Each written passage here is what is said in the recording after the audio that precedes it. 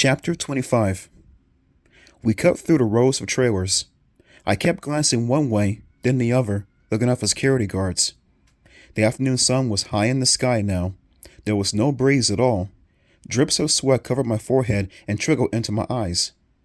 "Whoa! Stop!" I whispered. I saw two dark uniformed guards at the catering table at the side of the white maroon studio building. They were piling sandwiches onto their plates. A golf cart carrying three young women in light-colored business suits stopped at the entrance to the building. The three women climbed out and began talking with another guard at the door. "We have to get in there," I said.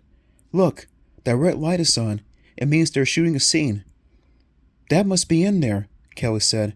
"Think the guard will let us pass the door?"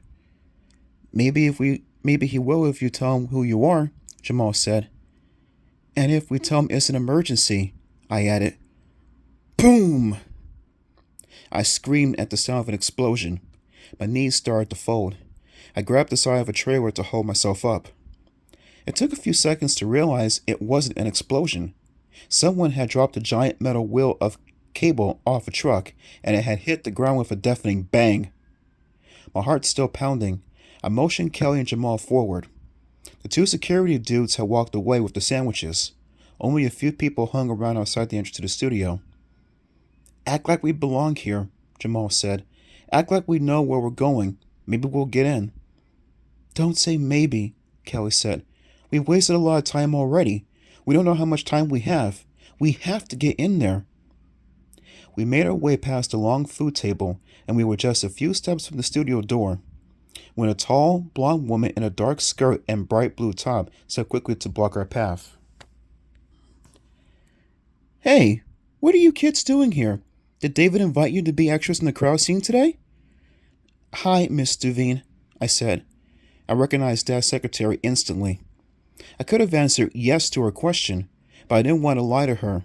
I liked her a lot. We have to see Dad right away," I stammered. Miss Devine pointed to the red light. "You can't go in. They're shooting a scene in there now." "But it's a matter of life or death," Kelly cried. Miss Devine shook her head. Her short blonde hair gleamed in the bright sunlight. "It would be your death if you interrupt your dad's scene." "You don't understand," I said. "There's danger. We're all in danger. Miss Devine raised her phone to her face. "Sorry, kids. I have to take this." She pressed the phone to her ear, turned, and walked off toward the side of the building. "Let's go," I cried. The guard disappeared. The red light was still on, but we had no choice.